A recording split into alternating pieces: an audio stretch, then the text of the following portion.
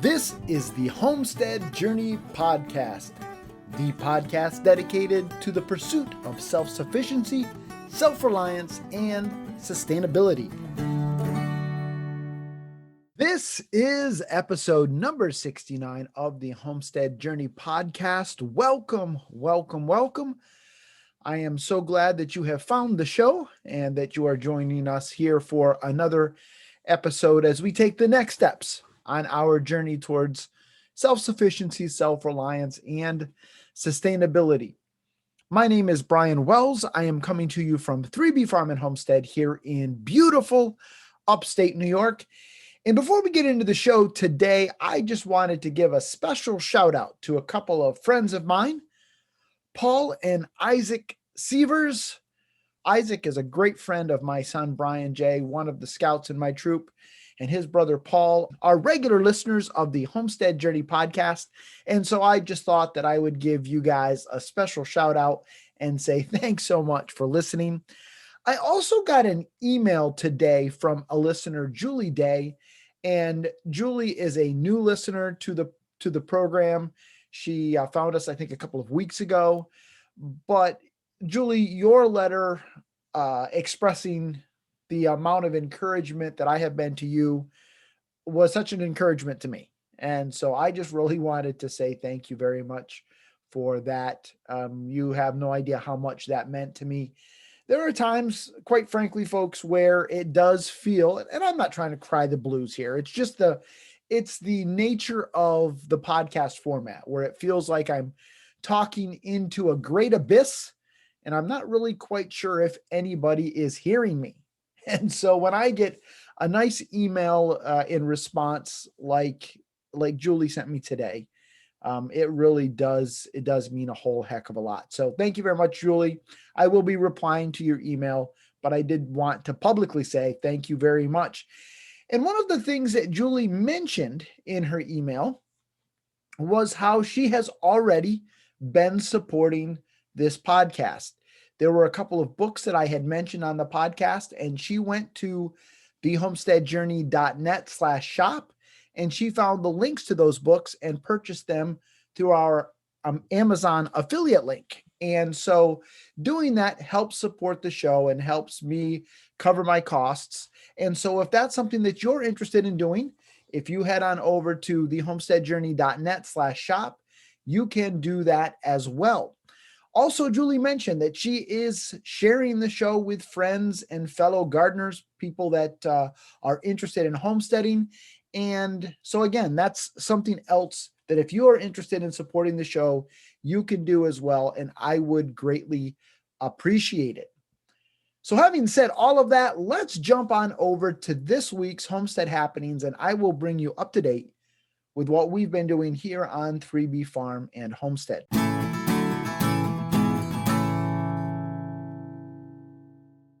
Now, this week has been one of those weeks that is very typical of this time of the year where I really have focused a lot of my energy on things other than homesteading and really taken some time to really lean into some of those things. One of those things is snowboarding. I spent a lot of time on the slopes this week and it was just great. I've had the opportunity this year to buy a new board and boots and bindings. I've been riding the same board and boots and bindings for over 10 years now. And that board actually is one that my brother bought back in 2003. So that board has been in the family almost 20 years.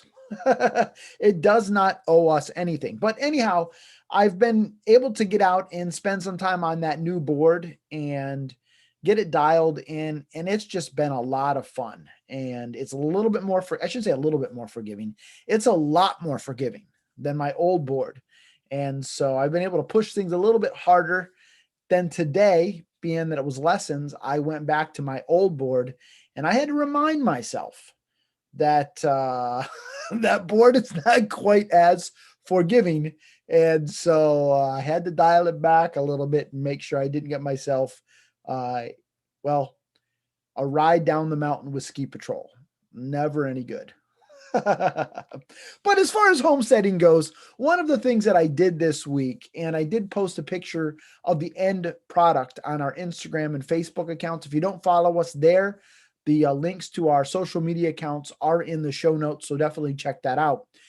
But a friend of mine, Jack Rowland, who is the vice president of the American Guinea Hog Association, shared with us a couple of weeks ago on the American Guinea Hog Facebook group about a new method that he was testing out of rendering lard. Now, up to this point, I think the way that Jack had rendered lard, and certainly the way I had rendered lard, was to cut it up into chunks and to put it into a crock pot and let it kind of cook down slowly. Oh, usually it took me a couple of days if I had a really large amount of fat, and I would just kind of skim it off as I went. And then towards the end, I would have these kind of chunks of fried lard. And the more you went, kind of the porkier the lard would get. He suggested, and what he was trying was to do it in an instant pot or one of those electric pressure cookers. And so I tried that this week, and it really, really worked out very, very well for us. I'm still trying to get it dialed in so I know exactly the pounds of pressure, the time. I don't think it's pounds of pressure, but it's high and low, I think is what the Instant Pot has on it. And then the time. And then once I have that all dialed in a future episode, I will share that in more detail.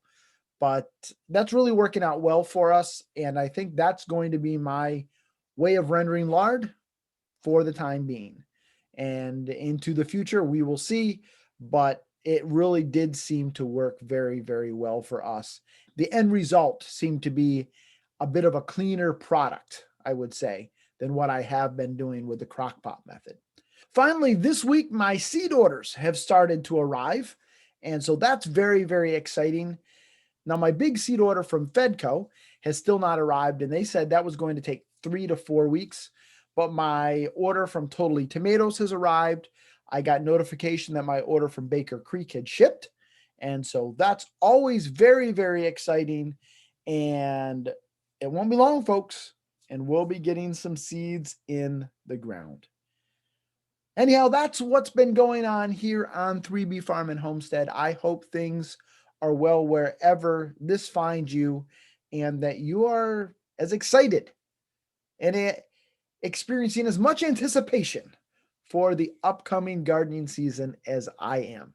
All right, let's jump on over to this week's Charting the Course.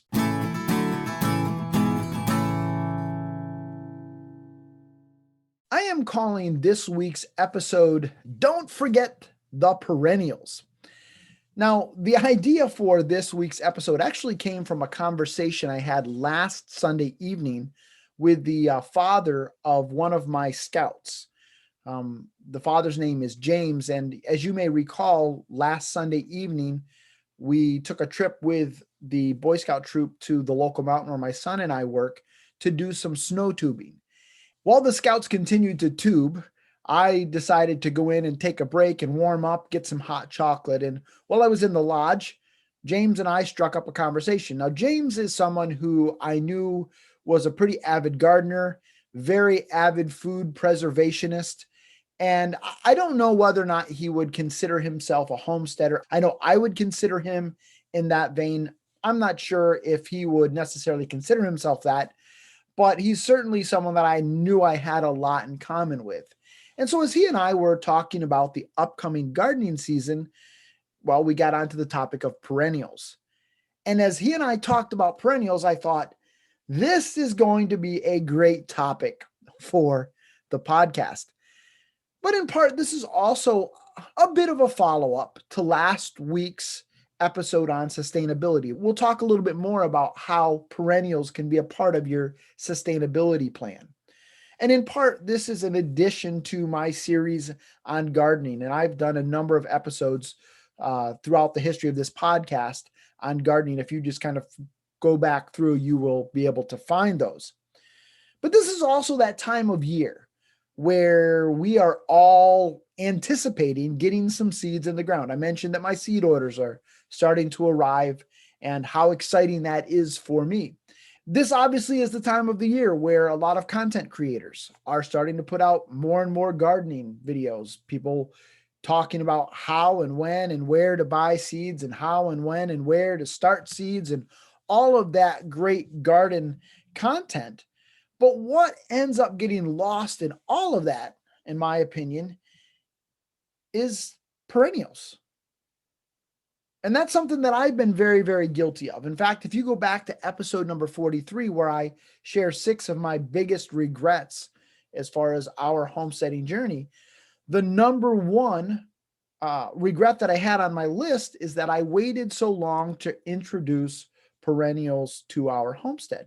So today we're talking perennials, what they are, why you might want to include them on your homestead, some of the reasons why people like me skip them for so long, and then finally some of the perennials that I am really excited about trying out this year. So first of all, what is a perennial?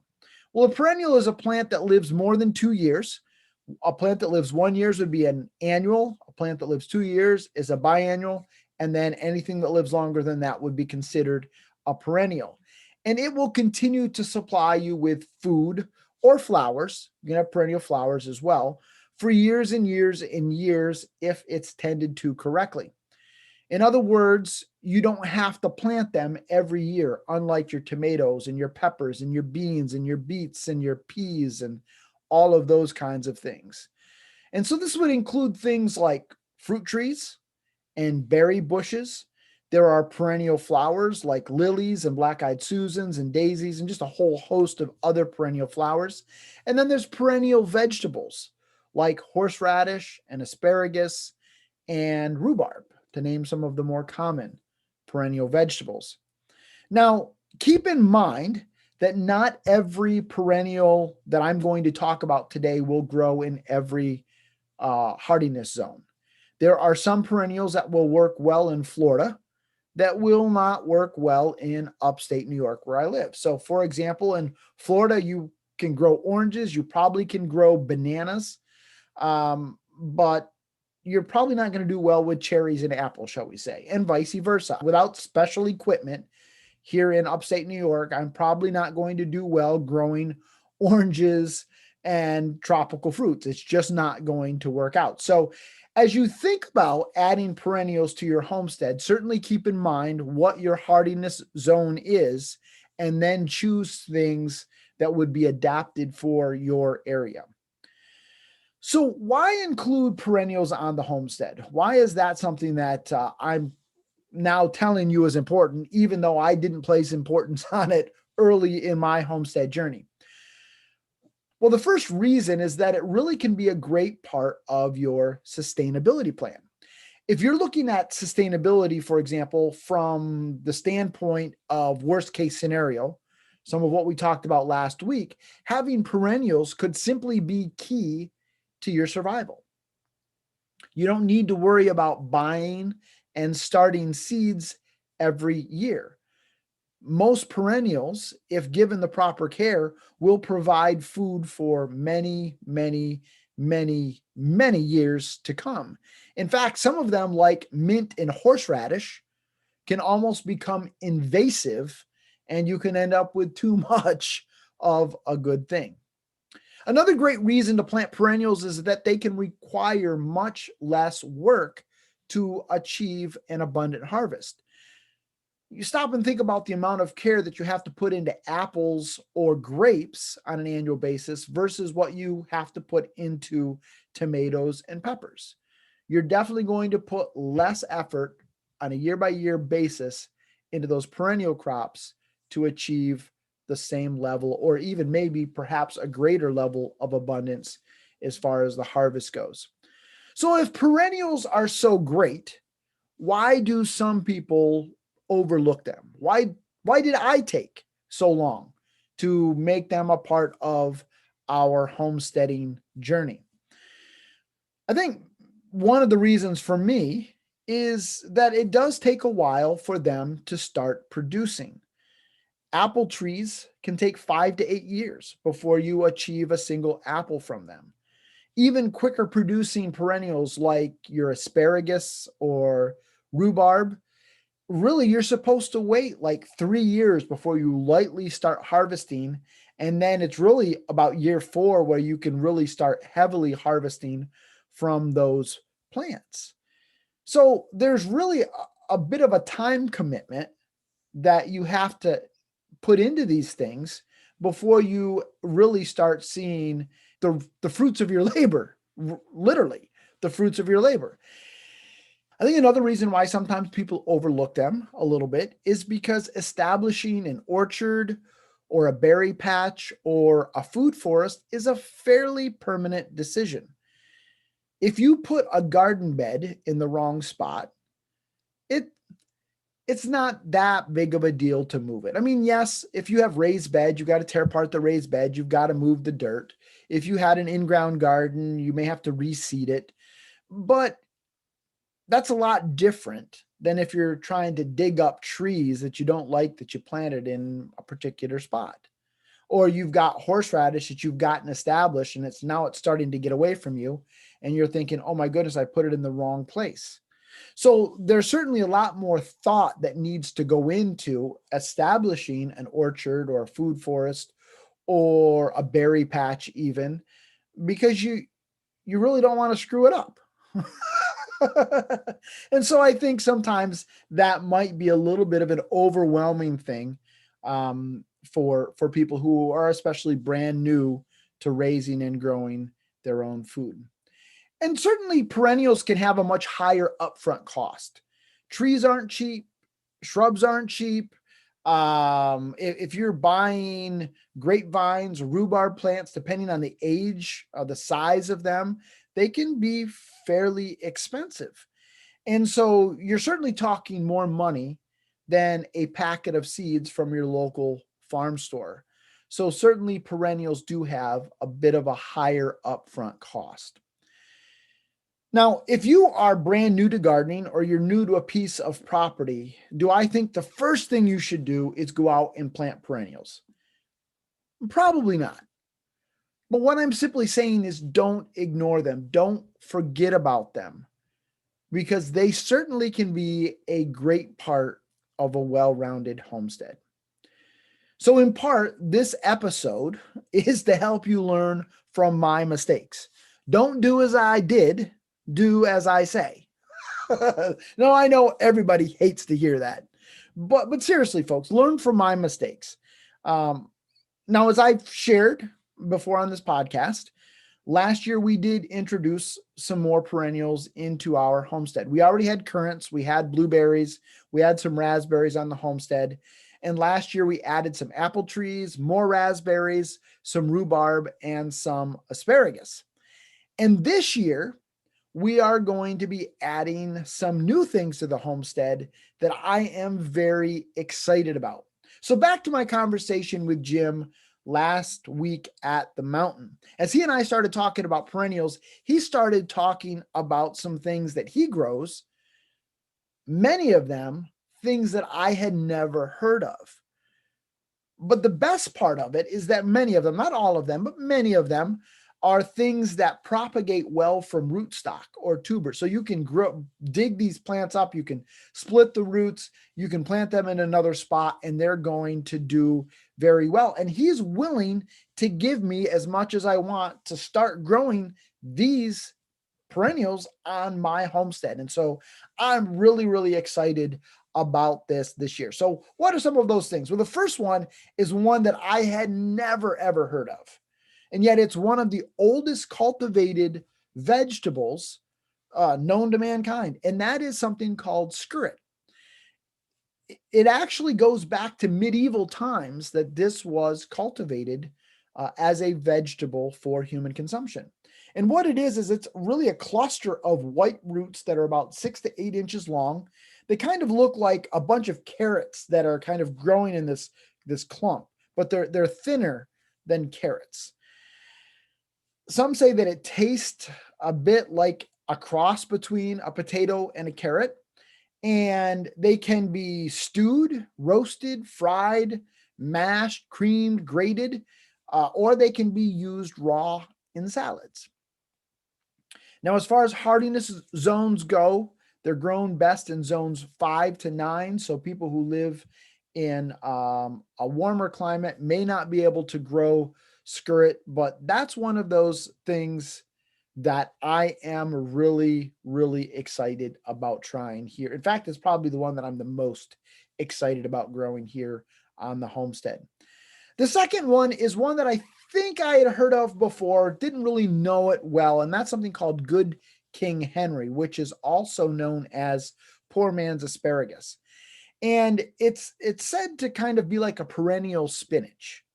You can eat the shoots, you can eat the leaves, you can eat the flower buds, and you can even eat the seeds. So it's a very, very versatile plant. Now, you have to be careful eating the raw leaves because they are high in oxalic acid, I think is how it's pronounced.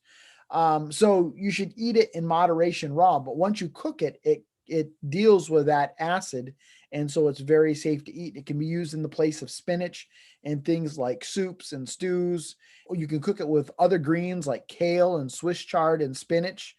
The shoots can be used like asparagus, thus the name poor man's asparagus. The flowers are kind of like broccoli, although they say it's very fiddly to kind of harvest that way, but you can cook them like broccoli. And then the seeds, they say, can be ground up and made into flour. So a very, very versatile plant. Good King Henry is what it's called, and it grows in zones 3 to 9. Lovage, I believe is how it's pronounced, is another one that he mentioned. And this is a plant where, again, the leaves, the roots, and the seeds can all be used in cooking. Now, as I understand it, this is actually something that is very, very popular in Southeastern Europe. And in particular, it's very popular in Britain. The leaves can be used in salads raw, or can be used in soups or to season broths. The root can be roasted, sauteed, boiled, mashed, or fried. It can be used in place of celery root or as a non-starchy kind of potato substitute. And it can also be pickled. And then they use the seeds, as I understand it, they kind of sprinkle them into salads or mashed potatoes to add kind of a crunchy element. As I said, it's popular in Britain and Southern European cuisine, but I also ran across someone who suggested that in Italy, they'll dry the leaves and use them in combination with oregano and garlic in tomato sauce. So very interested to kind of see what Lovage, when it's dried, how it tastes. I've got that dehydrated that we bought last year. And so maybe we'll be able to mix that with some of our own homegrown oregano, and who knows what we'll come up with, but very excited about that one. Now, the next one is one that I was familiar with, Jerusalem artichokes. As I looked into Jerusalem artichokes a little bit more, I did find something that I did not know, and that is that they are actually a species of sunflower that are native to North America and actually were originally cultivated by the Native Americans. And then when the Europeans arrived here, they discovered what the Native Americans were doing, fell in love with them, and shipped them back to Europe. And they have become a very common and beloved part of European cuisine. Jerusalem artichokes are grown for their tubers, so for the roots, and they can be used basically like potatoes. They can actually be eaten raw, and if you slice them very thinly and add them to salads, I guess it's supposed to provide a little bit of a nutty but sweet flavor. Jerusalem artichoke should be eaten in moderation, though, because they are high in insulin, which isn't broken down until it reaches the colon. And once the colon starts going after that insulin, it produces a lot of gas. And from my understanding, it's not pleasant smelling. Not that gas is ever pleasant smelling, but so Jerusalem artichokes, I'm excited about growing them here. The flowers obviously very beautiful, so it'll be nice to attract pollinators, but we'll have to watch out for the gaseous effects and see how that turns out. But Jerusalem artichokes grown zones 3 to 9. Now, this is another one that James told me about that I had never heard about. He called it the Indian potato. It's known as the Apios americana, and there's a lot of other names for it, like a ground nut and a bunch of other names for it. So if you look it up by Indian potato and you can't find it that way, look it up as Apios americana. Out of my entire list, this is the one that has been least cultivated as a domestic crop in North America. Everything else has pretty much been domesticated. This one, though, it's been cultivated as a domesticated crop in Japan, as I understand it, but not quite so much in North America. But what it is actually a member of the legume family. So it's a viney thing, produces bean pods that the beans can actually be cooked and are edible. But it's really grown mainly for the tubers. Now, the tubers on this one should not be eaten raw, as I understand it. They should only be eaten cooked, but they can be boiled, fried, and mashed. And not only are these supposed to be tasty products, but they're also good for you. They're high in protein, and they're also high in, as in my research said, that they're high in isoflavones, which are chemicals that are linked to reductions in certain types of prostate and breast cancers. So this is one of those things that not only eating it could be tasty, but it could be good for you. So check it out. Indian potato, Apios americana. And this is something that can be grown in zones 3 to 7. Now, this next one, I did not know it by this name, but as I started researching it, I recognized the flower. The name that James gave me was Sochin. I think it's Sochan. Now, I may be pronouncing it incorrectly, but it's also known as the cut leaf coneflower or the green-headed coneflower. And if I describe it, you're probably going to recognize it. You've heard of a black-eyed Susan. Well, this is really a green-eyed Susan. It looks like a black-eyed Susan, except instead of the cone in the middle being brown, the cone in the middle is green. And once I saw the picture, I was like, oh yeah, I've seen that before. In fact, this is one that grows wild. Now, be careful if you're a forager and whatnot, that it may be something that you're familiar with, or maybe you haven't been familiar with it in the past, you might want to look into it. From my understanding, there are some other things that look a little bit like it that might not be quite so good for you. So you need to make sure you know what you're doing. But this has been domesticated. And so you can add it to your flower garden. You can add it to your vegetable garden. And now you're growing something that produces a beautiful flower that's going to attract pollinators. But also the leaves on it are leaves that can be harvested and eaten, again, kind of like spinach.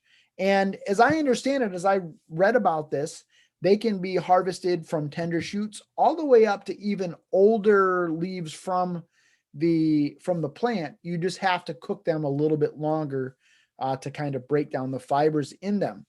But supposed to be, again, something that you can cook like spinach, good in soups and stews and quiches and with eggs or as a side dish. And so check it out. It's Sochin, or the cut leaf coneflower, or the green-headed coneflower. I also understand that the roots are used by some people as an immune stimulant. I'm not really too much into herbal remedies, but again, you might want to check that out. And this is something that grows in zones 3 to 9. The final perennial that I want to talk about is one called horseradish. Now, you're probably most familiar with horseradish as a condiment for roast beef or prime rib.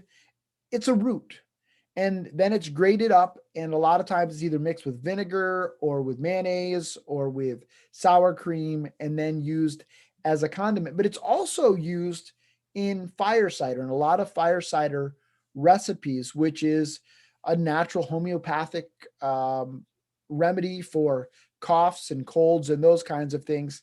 And so it can be used in that as well. But I really, really enjoy horseradish, that zip, that zing that horseradish brings to me is something that is very pleasant. It's not for everybody, but it's something that I really, really enjoy.